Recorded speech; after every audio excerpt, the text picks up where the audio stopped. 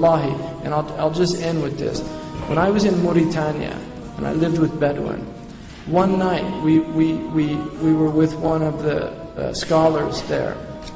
And this is a true story. I have several witnesses to this story. One of them is Ibrahim Oseifo, for people that know him. But it's a story that some people might find hard to believe. But this is a story that happened to me, so I'm not relating it from a book. We were with one of the scholars, and he said, when you get to Isbir, you might have trouble.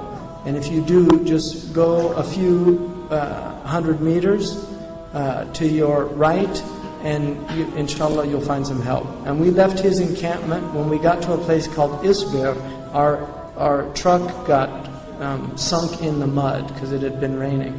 It was pitch dark, and one of the people that I was with, Sheikh Khatri Wadwayba, some people know him, he was in California with us.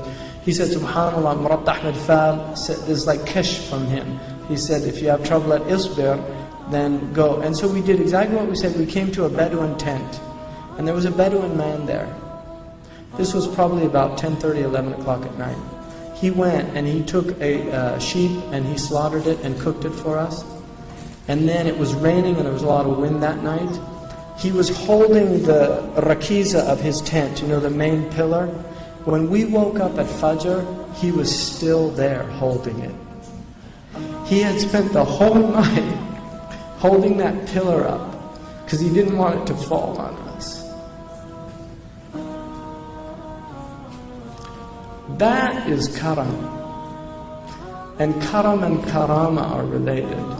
Generosity and dignity. And some of the most generous people I've ever experienced in my life are poor people.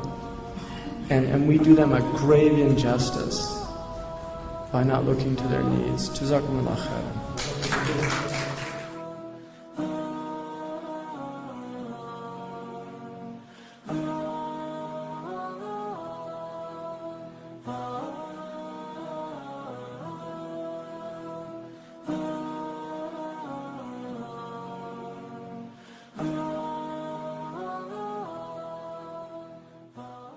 محمد سيد الكونين والثقلين والفريقين من عرب ومن عجم.